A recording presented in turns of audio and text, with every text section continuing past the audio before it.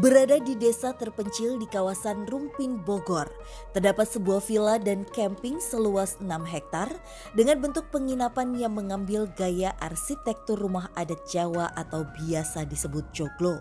Berdiri di tahun 2008, area yang terdiri dari 6 bangunan bergaya rumah joglo ini serta beberapa fasilitas lainnya pernah menjadi destinasi wisata bagi sebagian warga Kotai untuk melepas penat. Sampai akhirnya dibiarkan terbengkalai terhitung 5 tahun terakhir.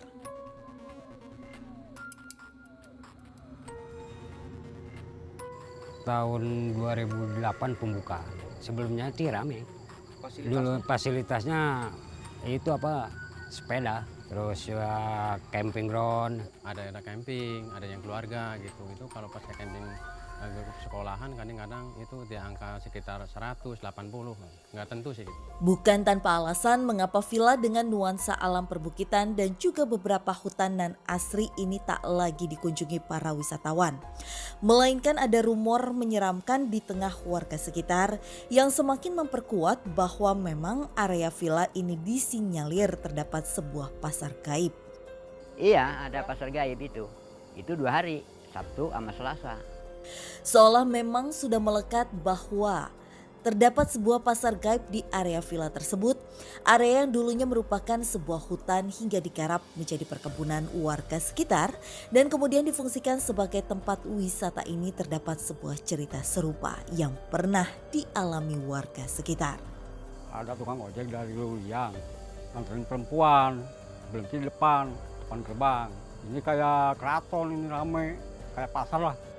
Entah apakah nuansa mencekam dan mistis sudah ada sejak masih aktifnya villa ini atau tidak, akan tetapi tak luput mewarnai keangkeran tempat ini. Area depan gerbang villa kerap memunculkan sosok astral menyerupai wanita yang membuat siapapun enggan melintas di area tersebut saat malam. Udah kena angker dari dulu. Kalau dulu kan bukan jalan ke sini mah. Ini mah baru ya, jarang ada. Ditemani Bapak Rohadi selaku salah satu pekerja yang masih aktif, kami pun mencoba mengunjungi beberapa tempat yang mana disinyalir menjadi penyebab kemistisan dan keangkeran villa ini.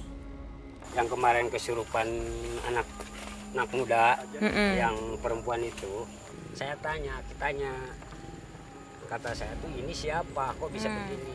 Saya katanya Ici. Karena ini anak bikin berisik di sini. Oh, dia nggak suka. Nggak suka. Seakan memperkuat sosok astral menyerupai wanita yang kerap menakuti para warga yang melintas maupun sekedar singgah di depan gerbang villa. Sosok astral yang kerap disebut Ici merupakan satu dari peristiwa kerasukan yang pernah terjadi di area villa ini. Sebab tak jauh dari gerbang utama Pak Rohadi menuntun saya menuju ke sebuah patung yang merupakan ciri khas area ini yang juga terdapat kisah mistis di dalamnya. Di sini ada anak cewek yang pertama di sini foto-foto, terus dia kesurupan, langsung dia pulang kampung Tambilung. Dekat sini? Iya, Tambilung Jengkol ke sana. Pas malam-malamnya bapaknya datang ke sini. Kenapa tuh bapaknya? Minta izin buat mandiin ini Semar. Kenapa emang Pak? Anaknya kesurupan? Kesurupannya di sini. Nah disinilah sering orang-orang yang bilang bahwa di sini ada yang sering lambai-lambaikan tangan, ada telunjuk hidup. Oh, jadi ini bisa dibilang kayak mungkin diisi ya sama makhluk ya Pak ya? Tak puas hanya berada di depan villa, Pak Rohadi mengajak saya ke salah satu bangunan yang kini difungsikan sebagai peternakan magot. Bahkan area ini juga tak terlepas dari gangguan astral yang dialami. Nah sekarang mah jadi tempat magot. Oh sekarang semenjak udah nggak dipakai, Iya. tempat mana magotnya Pak? Magotnya sih udah nggak dilanjutin lagi. Oh jadi ini jadi tempat usaha magot ya? Iya. Teman-teman Bapak yang dulu pernah kerja di sini waktu ini masih aktif, sempet ini juga nggak Pak? Dapat gangguan lain? Kalau yang baru mah sering ada yang manggil, ada yang nangis, pasti gangguannya itu. Manggil sama nangis, suara-suara gitu ya berarti ya Pak ya? Dia manggil-manggil namanya yang kerja di sini. Ini yang kerja orang magot aja cuma 2 bulan. Nggak kuat tuh Pak? Cuma 2 bulan berhenti dia? Iya. Suara perempuan apa ya laki-laki? kebanyakan suara cewek di sini. Suara cewek? Iya. Tak dapat dipungkiri, tak hanya Bapak Rohadi saja yang menjadi saksi keangkeran tempat ini. Bahkan para pekerja baru yang sempat mengurus peternakan maggot seakan tak bisa menghindar dari gangguan astral berupa suara misterius bernada perempuan yang mencoba memanggil namanya.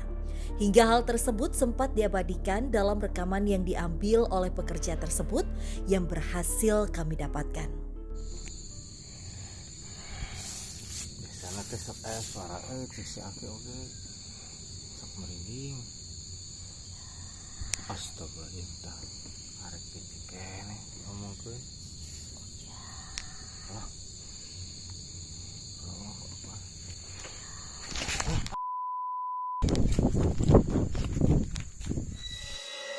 Ini mulai gelap ya Pak ya? Iya. Ini kalau di sini dulu, ini kan pendopo nih Pak. Iya. Pernah ada kejadian juga nggak Pak di pendopo ini? Pak? Kalau di sini mah katanya sih cuma anak-anak teman-teman ini doang. Apa tuh, Teman-teman bapak yang masih muda baru sini sering katanya digangguin. Oh. Gelap dan lembab.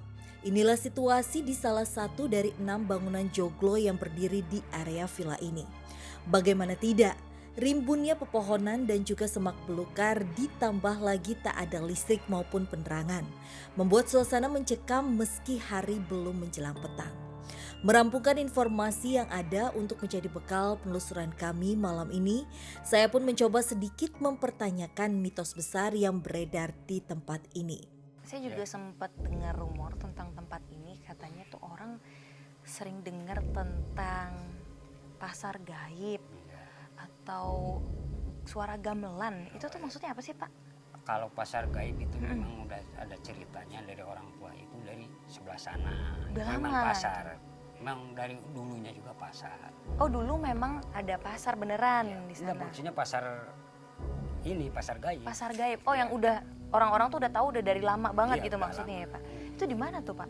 Yang sebelah sana dari Repening keluar jalan gerbang sana. Nah itu di situ pusatnya pasar. Nah kalau bunyi gamelan itu di belakang. Oh, di belakang tuh di belakang tempat ini Aula, persis. iya, Oh di aula. Aula 1 Oh, tempat bapak tidur di situ. Bapak emang pernah beneran dengar ada suara Nah itu gamelan? cerita orang-orang kan dari bawah. Heeh. Katanya itu jangan main gamelan malam-malam. Ya. Katanya berisik. Padahal memang ada gamelan, cuman bapak sendiri. Sedangkan bapak aja nggak bisa main gamelan. Iya, jadi siapa yang main gitu ya Pak ya? itu. Seakan tak sabar menguak keberadaan mitos yang beredar di villa ini, saya pun menyudahi penelusuran bersama Pak Rohadi. Lantas, apakah penelusuran kami malam ini mampu menguak alasan dan sisi lain dari sederet kisah mistis yang mewarnai villa joglo ini?